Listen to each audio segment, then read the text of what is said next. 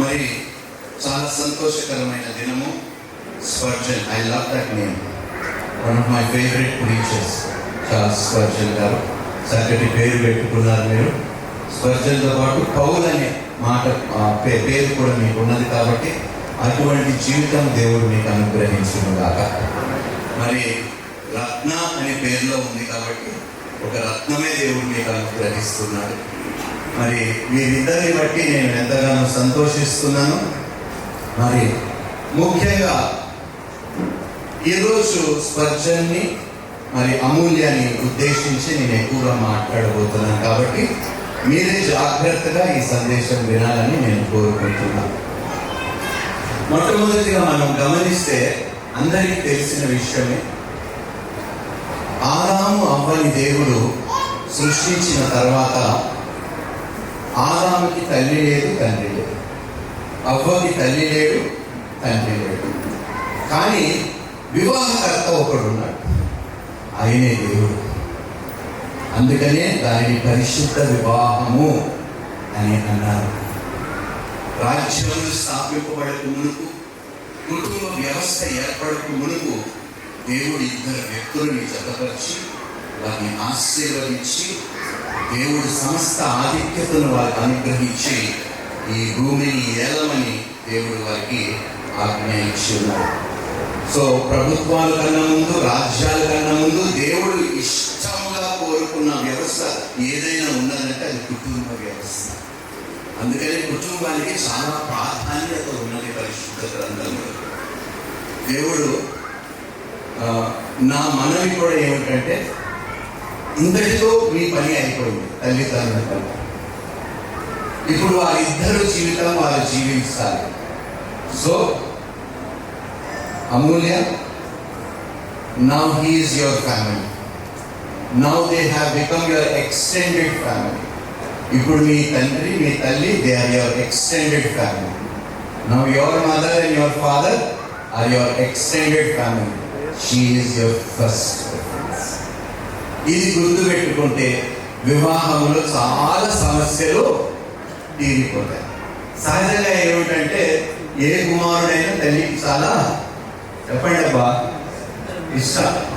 కుమార్తెకి, నా ముగ్గురు కుమార్తెలు, అందుకే నేను మాట చెప్తున్నాను, కూతురు అంటే నాకు చాలా ఇష్టం. ఒకరోజు నేను కూడా అమూల్యని మీ నాన్నగారు తీసుకొచ్చి ఇచ్చినట్టుగా నేను కూడా ఏదో ఒక రోజు నా కుమార్తెలు ఆలోచిస్తేనే టెన్షన్ వస్తాను. మరి ఇరువురు కుటుంబానికి నా మనవి ఏమిటంటే, వాక్యంలోకి వెళ్లే ముందు ఇంతవరకు మీరు నడిపించవలసిన విధానంలో మీరు నడిపించారు. మీరు వారికి నేర్పించవలసినవన్నీ నేర్పించారు. ఇప్పుడు వారిద్దరూ కలిసి దేవుని సన్నిధిలో నేర్చుకోవడానికి వారికి అవకాశం ఉంది. ఇంతకు మించి ఏమి మనం జోక్యం చేసుకోకుండా మనం ఉంటే వివాహాలు చాలా సంతోషంగా ఉంటాయి. సహజంగా కష్టం వచ్చినప్పుడు, బాధపడినప్పుడు అమూల్యంగా ఎక్కడ పరిగెడతావు? డాడీ అని పరిగెడుతుంది. నాన్న యేసుక్రీస్తు ప్రభువు. నీకు ఏదైనా ఇబ్బందికరంగా ఉంటే, నీ భార్య వలన నీకు ఏదైనా ఇబ్బందిగా ఉంటే ఎవరి దగ్గరికి వెళ్తావు? చెప్పండి. సేవకుడి దగ్గర కూడా కాదు. ఎవరి దగ్గరికి వెళ్తావు? దేవుని దగ్గరికి మాత్రమే. అందుకని వాక్యంలో రాయబడినట్టుగా 3 పేటల తాడు అది సులభముగా తెగిపోదు. ఆ 3వ పేట యేసుక్రీస్తు ప్రభు నిత్యము మీ జీవితంలో అలా ఉండును గాక. హల్లెలూయా, హల్లెలూయా. చూద్దామమ్మా, చాలా మంది ఇల్లులు కట్టుకుంటారు. ఇల్లులు కట్టేవాడి పేరు మీకు తెలుసా? ఎవడు కట్టాడో తెలుసా మీకు? ఎవడు ఇసుక పోసాడు, ఎవడు సిమెంట్ వేసాడు, ఎవడు రాళ్ళు చేస్తాడు, ఏమైనా తెలుసా? తెలియదు. ఎవడికి ముక్కు మొహం తెలియదు. ఇల్లు పూర్తయిన తర్వాత అందులో మనం ప్రవేశిస్తాం. కట్టిన వాడితో మనకు సంబంధం లేదు. కానీ వాక్యము ఏమి సెలవిస్తుందో ఒకసారి చూడండి. కీర్తనలో 127వ కీర్తన 1వ వచనం, యెహోవా ఇల్లు కట్టించని ఎడల దాని కట్టువాని ప్రయాసము వ్యర్థమే. మనుషులు అనేక విధాలుగా సౌకర్యాలుగా జీవించడానికి గొప్ప గొప్ప ఇల్లు కట్టుకుంటారు, కానీ దానివల్ల లాభం లేదు. ఏ ఇల్లు అయితే అంటే ఇటుకలతో, సిమెంట్తో, మట్టితో, రాళ్ళతో చేసిన ఇల్లు కాదు.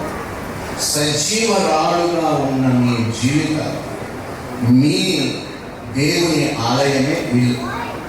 దానిని మీరు కట్టిస్తే మీరు అద్దెంట్లోకి వెళ్ళినా, సొంత ఇంట్లో ఉన్నా కూడా ఎక్కడున్నా సంతోషంతో, సమాధానంతో, సంతృప్తిగా మీరు జీవించగలుగుతారు. సో అందుకని ప్రత్యేకంగా నేను కోరుకుంటుంది ఏమిటంటే, వివాహం చేసుకునేటప్పుడు, వివాహం జరుగుతున్న వారికి నేను ప్రత్యేకంగా తెలియపరుస్తున్నా ఏంటంటే, మీరు ఈ ఇంటిని దేవుని కట్టనివ్వండి. ఆయన కట్టిన ఇల్లు ఇప్పటి వరకు కూలిపోయినట్టుగా నేను ఎక్కడ చూడలేదు. సో మీరు ఇద్దరు వాక్యం అనే పునాది మీద మీ జీవితాలని కట్టనిస్తే దేవుడిని, ఈ కాపురాన్ని, మీ జీవితాలని, ఈ దాంపత్యాన్ని ఏ నరుడు కూడా పాడు చేయలేకుండా దేవుడు దానిని నిలబెట్టారు. అనేకుడికి మిమ్మల్ని మాదిరిగా, సాక్షులుగా దేవుడు మిమ్మల్ని నిలబెట్టాడు. చాలాసార్లు మనము ఇంటికి అతిథుల్ని పిలిచినప్పుడు మనం చూపిస్తాం, ఇదిగో మా సోఫా ఇటలీ నుంచి వచ్చింది, మా టీవీ 90 ఎంత ఇప్పుడు ఈ మధ్యకాలంలో ఎంత పెద్ద టీవీలు పెట్టుకుంటున్నారు నాగేది టీవీలలో. నేను ఒకరోజు ఒక సందర్భంలో ఒకరు ఇంటికి వెళ్ళినప్పుడు నన్ను వారు ఆహ్వానించినప్పుడు ఇల్లంతా చూపించారు, చాలా ఖరీదైన వస్తువులు చూపించారు. నేను అన్నాను, ఇప్పుడు యేసు ఎక్కడున్నాడో నాకు చూపించాను. వస్తువులు ఈరోజు ఉంటాయి, రేపు పాడైపోతాయి. లక్షలు పెట్టిన వస్తువులు పాడైపోతాయి, తుప్పుపడతాయి, ఆ చెదలు పట్టేస్తాయి. కానీ నీ ఇంటిని దేవుణ్ణి కట్టనిస్తే దొంగరాడు, దోచుకోడు, పాడు చేయడు. నిత్యము దేవుడు ఆ గృహంలో నివసిస్తున్నంత వరకు ఏ శక్తి కూడా, ఏ అపవాది కూడా దాని దగ్గరికి రావటానికి కూడా భయపడతాడు. అలాంటి ఇల్లు మీ ఇద్దరి చేత దేవుడు కట్టించుగా. ఆమేన్, ఆమేన్ అంటే చెప్పండి. హల్లెలూయా. వివాహం అనేది కేవలం ఒక సెలబ్రేషన్ కాదు. వివాహం అనేది ఒక సెలబ్రేషన్ కాదు. 12 సంవత్సరాల వివాహం జరుపుకునే అనుభవంతో నేను మాట్లాడుతున్నాను. వివాహం అనేది ఒక ఒప్పందము, ఒక సెలబ్రేషను కానే కాదు, ఒక ఒప్పందం. ఒప్పందం అంటే ఇంగ్లీష్లో కాంట్రాక్ట్ అంటాం. Marriage is not a contract. ఇద్దరు మధ్యలో, ఇద్దరు వ్యక్తుల మధ్యలో జరిగే ఒప్పందము అది వివాహము కాదు. ఇద్దరు మధ్యలో జరిగేది నిబంధన. ఒప్పందాలు తెగిపోతాయి కానీ నిబంధన తెగిపోదు. హల్లెలూయా.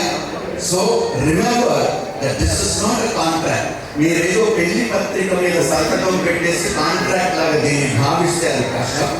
ఎందుకంటే మ్యారేజెస్ చాలా కూలిపోయాయి. కానీ దానిని దేవుడు ఏర్పరిచిన నిబంధనని భావించి, ఆ నిబంధన నుండి నేను నా భార్య తొలగిపోకుండా ఉన్నట్లుగా ప్రయాసపడిన వారిని దేవుడు చాలా గొప్పగా ఆశీర్వదించాడు. అట్టి దీవెనలు, అట్టి ఆశీర్వాదములు నిత్యము మీకు తోడై ఉండుగాక. హల్లెలూయా. వివాహం అనేది ఒక ఒప్పందము. మనం స్టేటస్ లో పలుకుబడిన చూసి మనం వివాహం చేస్తే అవి నిలబడదు.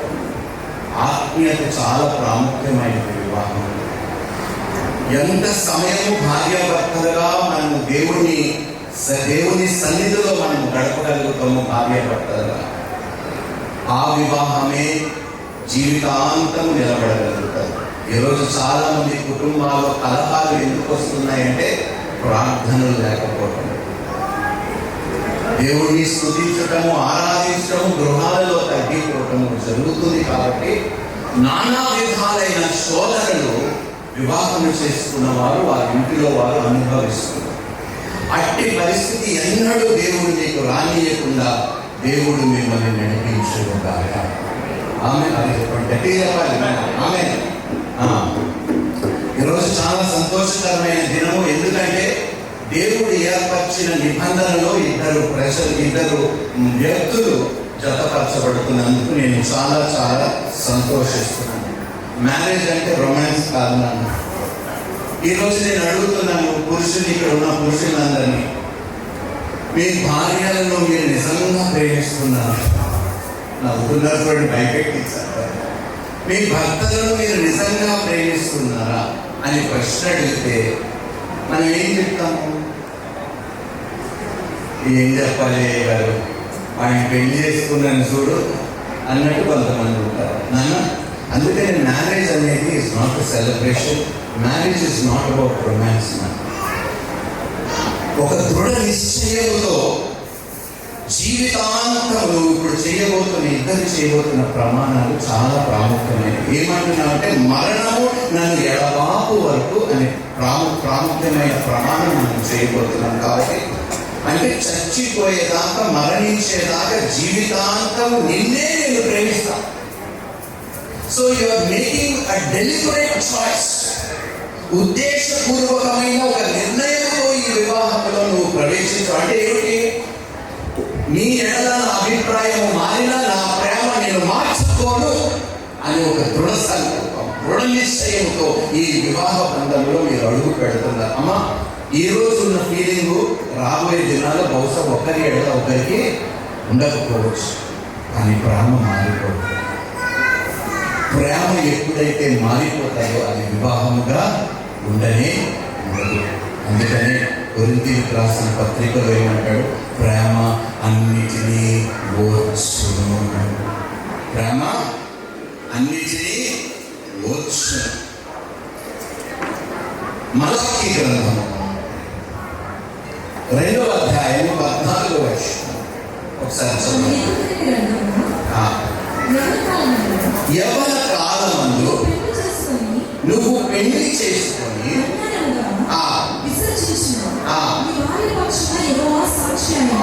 ఒకవేళ నువ్వు ఇలా చేస్తే దానికి సాక్షి ఎవరంట? జాగ్రత్తగా అమ్మ, బ్రదర్స్ అండ్ సిస్టర్స్, ఇప్పుడున్న సహోదరులకు అందరికీ విసర్జిస్తే అంట, పెళ్లి ప్రమాణాలు చేసుకొని దానిని నిలబెట్టకపోతే, వివాహాన్ని విసర్జిస్తే యెహోవాయే సాక్షిగా తీర్పు తీర్చబోతున్నాడు అని చాలా స్పష్టంగా లేఖనంలో సెలవివ్వబడుతుంది. వీళ్ళ కోసము మా కోసం మీరు వివాహం చేసుకోవాలి. దేవుని నిబంధనను మీరు స్థాపించడానికి మీరు ఇద్దరు జతపరచబడుతున్నారు, వివాహం చేసుకుంటున్నారు. అందుకని చాలా ఆలోచించుకోండి. నన్ను ఆలోచించుకొని ఇంత దూరం వచ్చారని నేను మాట్లాడుతాను. అవును కదా? Okay, very good. God bless you. చాలా బాగున్నారు, చూడముచ్చటగా ఉన్నారు ఇద్దరు. God bless you. మరి ఒకసారి మళ్ళీ ఆ వాక్యం చదువుతాను.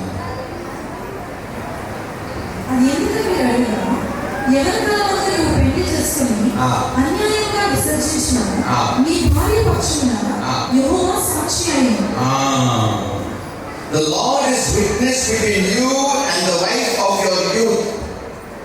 She is your companion and your wife by covenant. నీ సాటి అయిన సహాయకురాలు plus she is your covenant, నిబంధన. ఇద్దరు నిబంధన అని చెప్పండి. నిబంధన. Thank you. God bless you. అమ్మా, కాంట్రాక్ట్ ఏమంటారో తెలుసా? కాంట్రాక్ట్ ఉద్యోగాలు ఎవరైనా చేసేవారు ఇక్కడ ఉన్నారా? కాంట్రాక్ట్ ఉద్యోగులు ఎవరైనా ఉన్నారు ఇక్కడ? ఉన్నారా లేదా? ఓకే. సహజంగా కాంట్రాక్ట్ నాకు అనుకూలంగా ఉన్నంత వరకు నేను ఇందులో ఉంటా.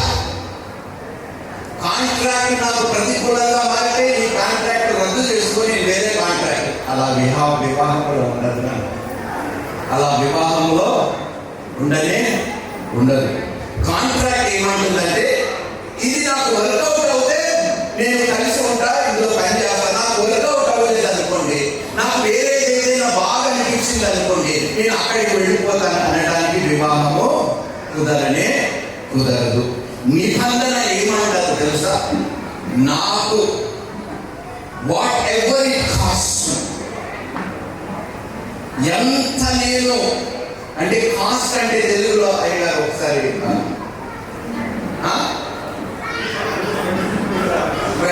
ఎంత మూల్యమైన, ఎంత మూల్యం చెల్లించవలసి వచ్చినా కూడా ఈ నిబంధన నుండి నేను తొలగిపోను. అదే నిబంధనకు అర్థం. ఈరోజు నేను సహజంగా పెళ్లికి వెళ్ళను, ఎక్కువ పెళ్లికి వెళ్ళను. యవ్వన కాలంలో ఈ మధ్యలో ఉన్న యవ్వనస్తులకి వివాహం మీద ఉన్న అవగాహన అసలు లేనే లేదు. మన తరం అంటే నేను కూడా పెద్దవాడిని కాబట్టి మీతో చూడటానికి ఇలా ఉంటాను కానీ 51 సంవత్సరాలను. సో అవాకైనట్టు అందుకని అనుభవంతో చెప్తున్నాను. చిన్నవాడిని కాదు, పెద్ద వయసు కలిగిన వ్యక్తిగా నేను మాట్లాడతాను. రూపమును చూసి మీరు లెక్క వేయకండి దయచేసి, అనుభవంతో చెప్తున్నాను. మీరు ఎప్పుడైతే ప్రేమించడానికి మీకు ఇష్టం లేనప్పుడు మనసు వస్తుందో అప్పుడే మీరు ఎక్కువ ప్రేమించాలి. దేవుడు ఏమన్నాడు? నీ శత్రువుని నీవు ఎప్పటివా. కొన్నిసార్లు శత్రువుగా అనిపిస్తుంది నీ భార్య నీకు, కానీ దేవుడు ఏమంటున్నాడు? నీ శత్రువుని నీవు ప్రేమించు. అనిపించిందా లేదా ఎప్పుడైనా మీ భార్య శత్రువుగా మీలో? నేను అసలే సినిమా రంగం నుంచి వచ్చాను, గొప్ప గొప్ప నటులు చూశాను, మీరు మహానటులుగా యాక్టింగ్ చేయకండి. అర్థమైందా? కొన్నిసార్లు ఏంటి నా శత్రువులాగా మాట్లాడుతున్నావు, నా శత్రువులాగా అయిపోయావు, నాకే ప్రతికూలంగా ఉన్నావు అని అంటాం. మనసులో అనిపించిందో నాకు తెలియదు, బట్ ఇది వాస్తవం. అందుకని దేవుడు ఏమన్నాడు తెలుసా? కీడు చేసేవాడికి ప్రతిఫలముగా నేను నీ శత్రువుని నీవు ప్రేమించు.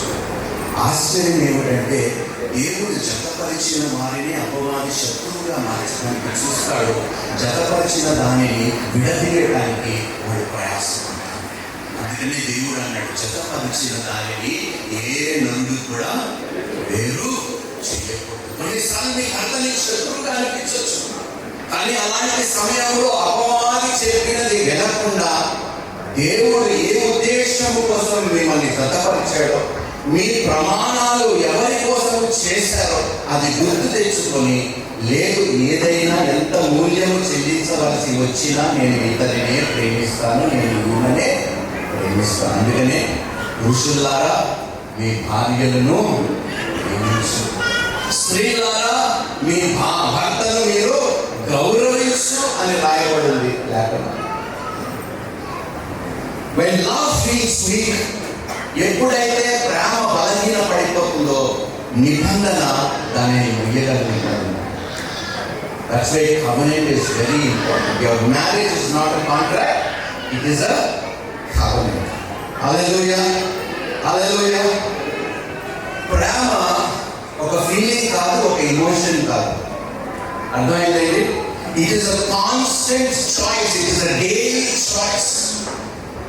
ఏది ఏమైనా ఉదయం లేచిన వెంటనే ఈమె మొక్కలనే చూస్తాను, రాత్రి పడుకునేటప్పుడు ఈమె మొక్కలనే చూస్తాను, నాకు వేరే చాయిసే లేదు. కాబట్టి నేను ఈమెకే, పక్కన వాళ్ళకి ఎవరికి ప్రమాణం చేయలేదు, ఈమెతోటే ప్రమాణం చేసి భక్తుడైనాను. కాబట్టి దేవుడు నీ అవును అవునుగా, నీ కాదు కాదుగా ఉండనివ్వమన్నాడు. కాబట్టి నేను చెప్పినదంతా నెరవేరుస్తాను, నాకు కష్టంగా ఉన్న దానిని ఇష్టంగా చేస్తాను అనే ఒక ఆలోచన మనం కలిగి ప్రతిరోజు ఆ వ్యక్తిని మనం ప్రేమించగలిగితే వివాహంలో ఎలాంటి సమస్యలు ఉంటాయి. ఈరోజు ప్రాబ్లం ఏమిటంటే మనం ప్రేమించడం మానేస్తాం. ఎప్పుడైతే పరిస్థితులు మనకు ప్రతికూలంగా మారిపోతాయి, అన్ని వివాహాలు అన్ని అనుకూలంగా ఉండవండి. ప్రతికూలమైన పరిస్థితులు వస్తాయి. ప్రతికూలమైన పరిస్థితులు వచ్చినప్పుడే అప్పుడు నువ్వు ఒక నిశ్చయతతో, ఒక సంకల్పనతో, నేను ఏది ఏమైనా మాట తప్పను అని ఆ మాట మీద నువ్వు నిలబడగలిగితే ప్రతి ప్రతికూలతను, వ్యతిరేకతను దేవుడు చాలా సులభంగా కొట్టి వేస్తాడు. ఇది సత్యం. Strong marriages are not built on feelings. ఏమిటి ఇంగ్లీష్ అర్థమవుతుంది కదా? Strong marriages are not built on feelings. ఈరోజు నాకు మూడు లేదు దీనికి వాడటానికి, ఈరోజు నాకు మూడు లేదు దీనికి ఏదైనా సేవ చేయటానికి, అది ప్రేమ తప్పండి కానే కాదు. ఎందుకు ఈ మాట అంటున్నాను తెలుసా? నేను నీవు మనమందరం నమ్ముకున్న యేసయ్య ఎంత కష్టమైనను, ఎంత నెప్పైనను, ఎంత బాధ అయినను ఆ శిలువ మీద అయినను తన గురించి ఆలోచించకుండా, తన బాధ గురించి ఆలోచించకుండా, తన పడుతున్న ఆవేదన గురించి ఆలోచించకుండా ఏమన్నాడో తెలుసా? తండ్రి మీరు ఏమీ చేయొచ్చున్నారు. బాధపడుతుంది ఆయనే, శ్రమ పడుతుంది ఆయననే, కష్టం అనుభవిస్తుంది ఆయన. అంత ఆవేదనలో కూడా కొన్నిసార్లు మనం ఎలా ఉంటామంటే, నీకు ఏం అర్థం కాదా? నేను ఎంతో టెన్షన్లో ఉంటే, ఇంత టెన్షన్లో ఉంటే. కానీ యేసుక్రీస్తు ప్రభువు అలా ఏం అనలేదు. తండ్రి మీరు ఏమీ చెల్లిస్తున్నారు? అయ్యా ప్రభువా, నా భార్య తెలుసో తెలియకో ఏదో అన్నది, క్షమించు. నేను కూడా ఆమెను క్షమిస్తున్నాను, మీరు కూడా క్షమించు. నువ్వు ఎంత never make it about your self. వివాహం అనేది అన్న అవతల వారిని మనం ఎంత సంతోషంగా ఉంటే, బైబిల్ గ్రంథంలో నాకు చాలా ఇష్టమైన మాట ఏంటో తెలిసింది, ఏది విత్తుతావో మీ భార్యల జీవితంలో మీరు సంతోషం పెట్టండి, సమాధానం పెట్టండి, ప్రేమ పెట్టండి. ఎందుకు తిరిగి సంతోషం నీకు ఇవ్వదు? ఎందుకు ప్రేమని నీకు చూపించదు? ఎందుకు సమాధానంలో ఇల్లుని ఆమె నిలబెట్టుకోదు? మనము విత్తకుండా ఆమెను కోరుకుంటామే, ఇదే తప్పు అంటాను పురుషులుగా. ఏది విత్తుతావో అదే వస్తావు. సో కొరింథీయులకు రాసిన పత్రిక, మొదటి కొరింథీయులకు రాసిన పత్రిక 13వ అధ్యాయం 4వ వచనం ఒకసారి చదువు. ప్రేమ దీర్ఘకాలం సహించును. ప్రేమ దీర్ఘకాలం సహించును. దానికి ఇప్పుడు స్పర్శ నాకు అర్థం చెప్పాలి. ప్రేమ దీర్ఘకాలం సహించదు అంటే ఏమిటి?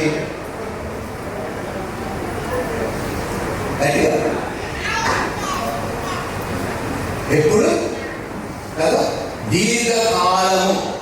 ఇక్కడ ఉన్న వారికి కూడా నా ప్రశ్న, అమ్మ తొందరగా విసిగిపోకండి, తొందరగా విసిగిపోకండి.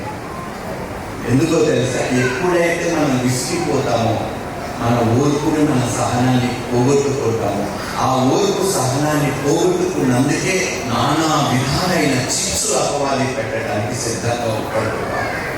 అందుకని నువ్వు నిజంగా ప్రేమిస్తే, నువ్వు నిజంగా నీ భార్యని ప్రేమిస్తే, ఇచ్చిన మాటకి నువ్వు నిబద్ధత కలిగి ఒక కమిట్మెంట్తో నిలబడగలిగితే దీర్ఘశాంతం.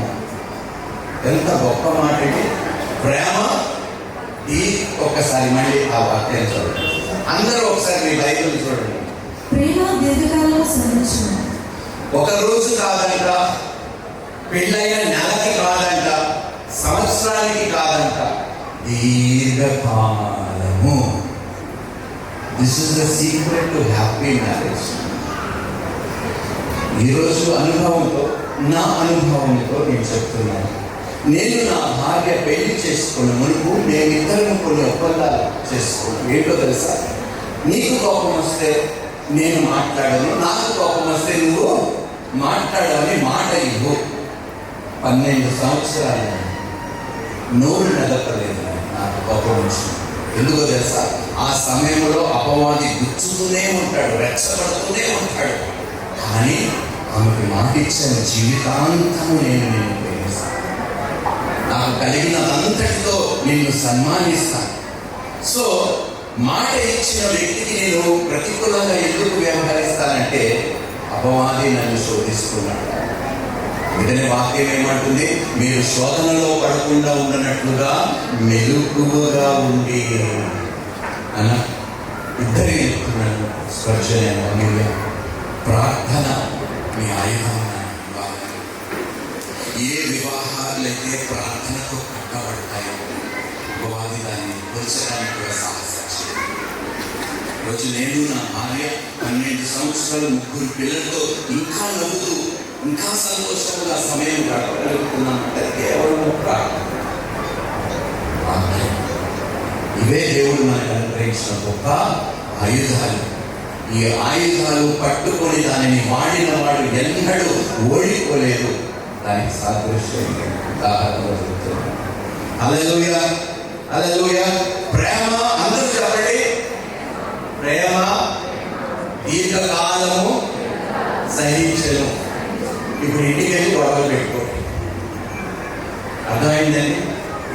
వివాహంలో అటు ఇటు ఏదో ఒకటి పొరపాట్లు జరుగుతాయి, కష్టాలు ఉంటాయి, ఇబ్బందులు ఉంటాయి, చిన్న చిన్న లొసుకులు ఏవో ఉంటాయి.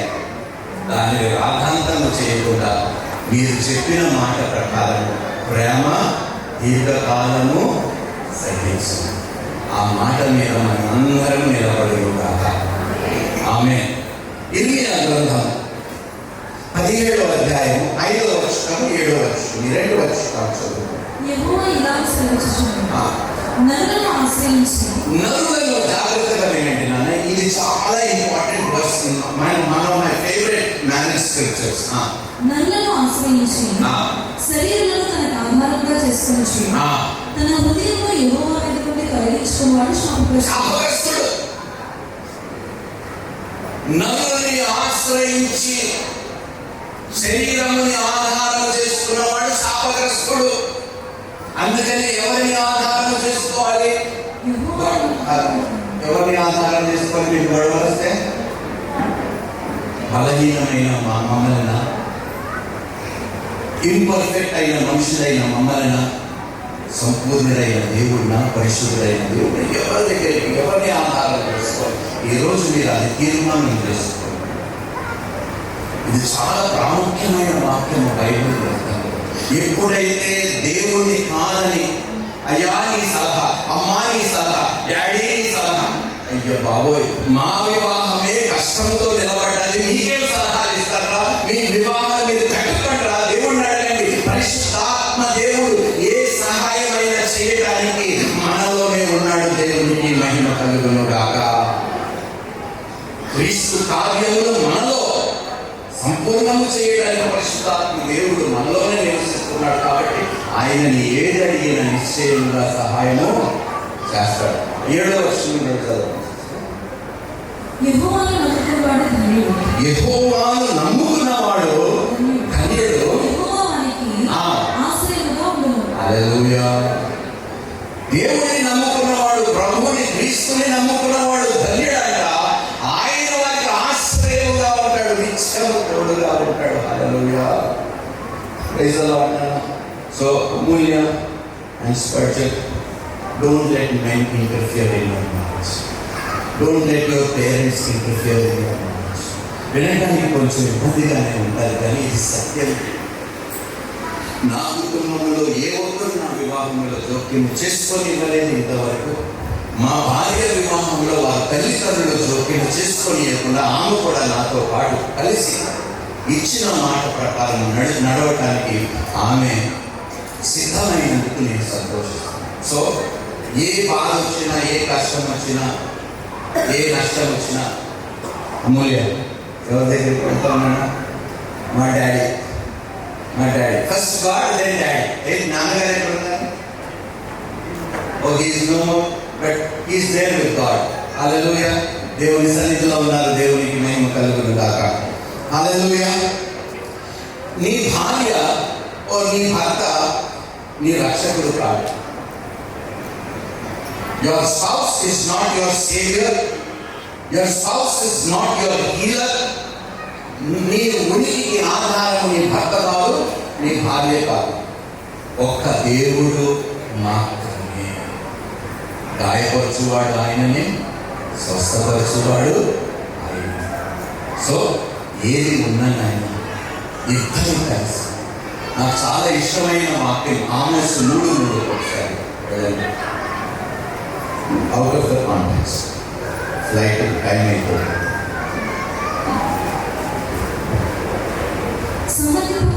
సమ్మతింపకుండా ఇద్దరు వితౌట్ అగ్రిమెంట్. అమ్మగారికి పెళ్ళైన మనందరికీ తెలుసు, ఒక విషయంలో సమ్మతింపకుండా మనం ఏ విషయంలో అయినా కలిసి నడవడానికి ఆస్కారము లేదు. ఎప్పుడైనా మీరు కలిసి నడవండి.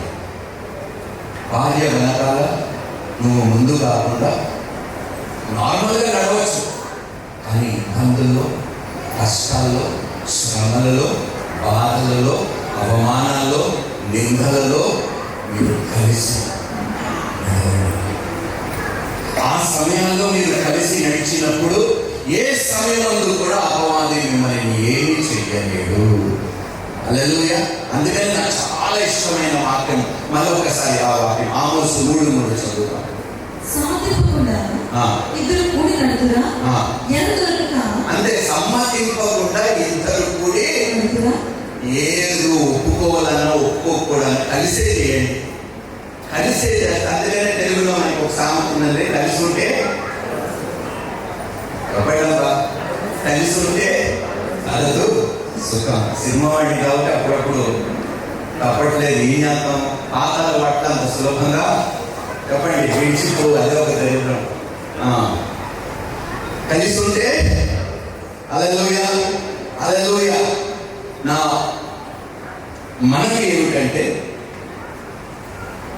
when both husband and wife depend on God first, భార్య భర్తలు దేవుడిని కేంద్రీకం చేసుకొని దేవుడి మీద ఆధారపడితే ఒకరిని మీరు డ్రైన్ చేసుకున్నాను అంటే బలహీనపరచుకో. This is a very important point. Sometimes మన ఎనర్జీ ఏమవుతుంది తెలుసా, మన ఇరిటేషన్, మన యాంగర్, మన ఫ్రస్ట్రేషన్ వల్ల ఆమె మంచి మూడ్ని కూడా ఏం చేస్తుంది పాపం ఆయన ఏదో సంతోషంగా ఎవరి మూడు బాగా, నీ మూడు బాగోకపోయినా ఆమె మూడు బాగు చేసే హక్కు దేవుడు నీకు కాబట్టి. అందుకనే when you make God your first priority, you will stop draining each other. మిమ్మల్ని ఇద్దరు మీరు బలహీనపరచుకోకుండా దేవుడిని కేంద్రీకం చేసుకుంటే బలహీన సమయంలో మీరిద్దరిని ఒకరిని బలపరుచుకుంటూ ఉంటారు. ఇది చాలా ప్రాముఖ్యమైనది వివాహం. దేవుడు మీ ఇద్దరిని జతపరిచింది ఏమిటి, మీ ఇద్దరిని బలహీనపరచడానికి కాదు, ఒకరిని బలహీనపరచుకోవడానికి కాదు. బలహీనంగా ఉన్న ఒకరిని బలంగా ఉన్నవాడు బలపరచడానికి. ఇది గుర్తుపెట్టుకున్నాను. Don't drain each other, but remember that when somebody is weak, you give them strength. బలహీనంగా ఉన్న వారికి నువ్వు బలం. This is marriage. This is all about marriage. ఇదే వివాహం. చాలా చిన్న సూత్రాలే కానీ మనం మర్చిపోతూ ఉంటాం ఈ విషయాలు.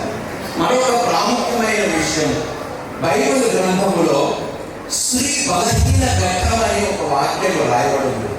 దాని ప్రాముఖ్యంగా ఒక విషయం, స్త్రీలు సహజంగా చాలా ఎమోషనల్ బీయింగ్స్, చాలా సులభంగా గాయపడు, చాలా సున్నితమైన మనసు. మరి దేవుడు వారికి ఎందుకు అట్టి మనసు ఇచ్చాడు నాకైతే తెలియదు. చాలా త్వరగా గాయపరచబడతారు.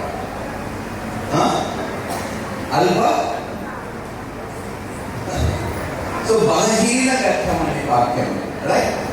ఈ మాట ఎందుకు చెప్తున్నానంటే మీరందరూ స్త్రీలు ఇది అనుభవంతో మీరు అనుభవిస్తున్నారు. కొంతమంది ఆ అనుభవం దాటి వెళ్ళిపోయారు. అమ్మా, this is a platform. You remember that your wife goes through hormonal cycles. ప్రతి నెల ఒక హార్మోనల్ సైకిల్ మీ భార్య ఉంటుంది. That is the most difficult phase. ఆమెకి ఆమె శరీరంలో, ఆమె మనసులో, ఆమె హృదయంలో ఏమైతుందో ఆమెకే నెలలో వారం రోజులు ఆమె పరిస్థితి ఆమె చేతిలో ఉండదు. నాన్న పురుషులుగా అట్టి సమయమందు ఇంకా ఎక్కువగా ప్రేమించాలే కానీ చిరాకు పెట్టలేదు. ఆ విషయంలోని బలహీన ఘట్టం అని రాయబడి ఉండొచ్చు. కానీ నేను ఎప్పుడు అంటానన్నా, women when they are going through their hormonal cycles every month, ఎందుకు అవసరం వచ్చింది వారికి ఆ సైకిల్ గురించి వెళ్ళడానికి? వారి కోసం కాదు, నిన్ను సంతోషపరచడానికి, నిన్ను తండ్రి అని సమాజం గుర్తించడానికి వారి శరీరంలో అనేక నానా విధాలైన హార్మోనల్ ఇంబాలెన్సెస్. ఎవరి కోసము? నిన్ను తృప్తిపరచడం. అందుకని ఎక్కువగా ప్రేమించాలి. ఆడవాళ్ళని అర్థం చేసుకునే పురుషులు తగ్గిపోతున్న కాలంలో I pray that you will be a man who will love and understand his wife. Okay? They go through a lot now. మనకు అర్థం కాదు. మన తల్లిదండ్రులు నేర్పించారు, మనకి దౌర్భాగ్యం లేదు. They don't teach us what a woman goes through in her cycles. అలాంటి సమయంలో ఆమె మానసిక స్థితి ఏ విధంగా ఉంటుందో నేర్పించి సాగు మన పెద్దవాడు మనకి నేర్పిస్తే పురుషులు అర్థం చేసుకుంటాం కదా. మేము అర్థం చేసుకోకుండా, మేము అర్థం చేసుకొని వెళ్ళిన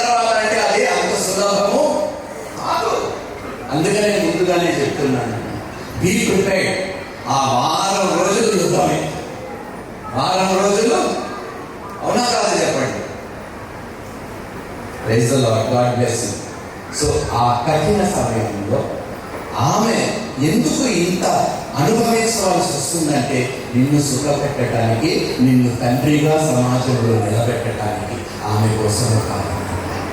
దేవుడు నిజంగా స్త్రీలని ఎంత గొప్పగా సృష్టించాడంటే, అందుకనే సంఘానికి సాదృశ్యంగా స్త్రీని అని పిలుచుకున్నాడు దేవుడు. ఇక్కడ ఉన్న ప్రతి స్త్రీని రెండు చేతులు జోడించి నా వందనాలు తెలియజేస్తాను. అమ్మా, మీరు వచ్చినంత ఏ పురుషుడు కూడా ఈ భూమి మీద వచ్చినట్టుగా ఎక్కడ కూడా భయపడలేదు. దేవుడు ఇక్కడ ఉన్న ప్రతి స్త్రీని బహుగా దీవించి ఆశీర్వదించుగాక. Amen. So I pray, honour, love her. You treat her like a queen, she will treat you like a absolute. నేను కింగ్లా ఉంటాను, నేను ఎలాగైనా ట్రీట్ చేస్తానంటే కుదరదు. You treat her like a queen, she will honor you like a king. Okay, చివరిగా ఒక మాట చెప్పి నేను ముగించేస్తున్నాను. మత్తయి సువార్త 19వ అధ్యాయం 6వ వచనం.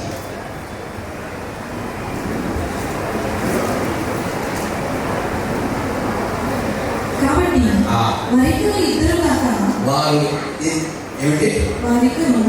ఇద్దరు కాక ఏక శరీరంగా ఉన్నారు. నాకు నొప్పేస్తే నీకు నొప్పేయాలి. నా శరీరం కాదనడానికి. అందుకని ఏమంటారు వివాహంలో?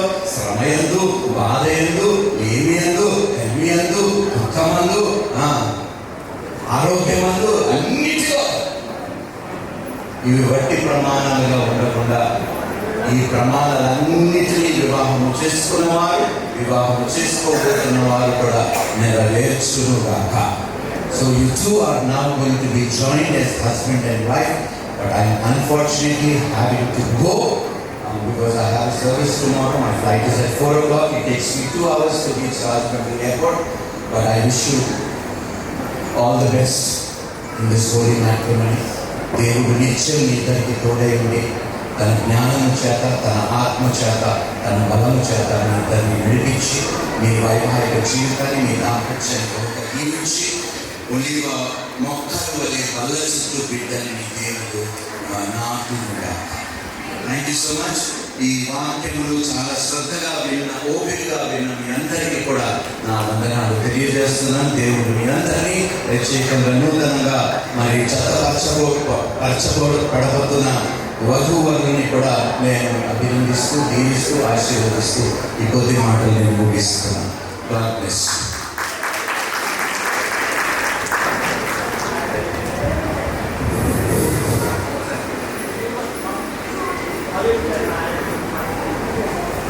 మనం అందరం ఒకసారి చేయాలి. ఒక చిన్న ప్రేయర్ చేస్తున్నాం.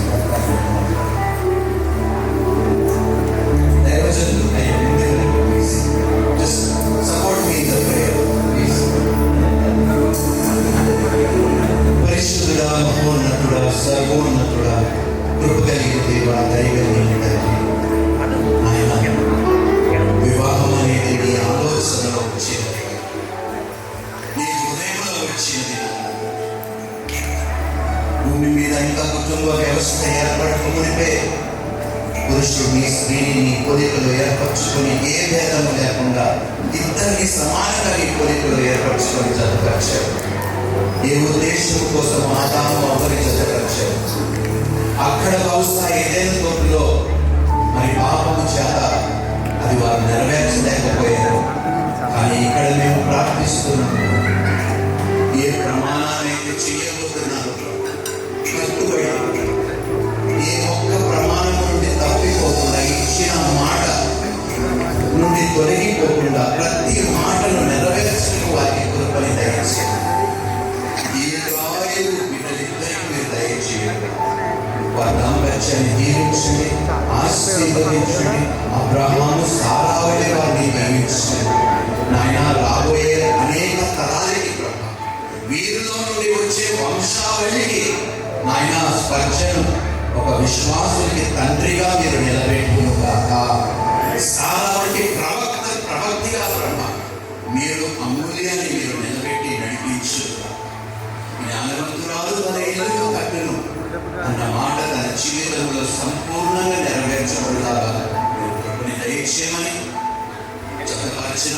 వారి ఇద్దరిని దుష్టుడు శోధించకుండా, వారి శోధనలో పడకుండా మెలకువగా ఉంటూ ప్రార్థిస్తూ, ఆయన నీకు ఇష్టలుగా, విశ్వాసము ద్వారా నీకు ఇష్టలుగా వారు జీవిస్తూ నడుచు జీవితాంతం ప్రభా వారికి తోడుగా ఉండమని, నీ ఆత్మతో వారిని నింపి నిత్యం నీ ఆత్మ కార్యములు వారిలో జరిగిస్తున్నామని అవి మేము సాక్ష్యములుగా చూసే ధన్యత, భాగ్యము వారి జీవితంలో మాకు కూడా దయచేయమని యేసుక్రీస్తు నామమున పేరట ప్రార్థిస్తూ, స్పర్శన పాలని రత్నాన్ని నీ చేతికి అప్పగిస్తూ ఈ వివాహ కార్యక్రమం అంతటిని ఆయన మీరే నడిపించి, ఇది మొదలుకొని వారి బ్రతుకు దేవులంతయు నాయన నీ రెక్కల చాటు కింద వారిని భద్రపరిచి దీవించి ఆశీర్వదించి వర్ధిల్లింపచేసి నీకు గొప్ప సాక్షులుగా సంఘములు సమాజంలో వారిని నిలబెట్టుకొని మాదిరిగా అనేకుడికి వారు పెట్టుకు మీరే కృపని దయచేయాలి.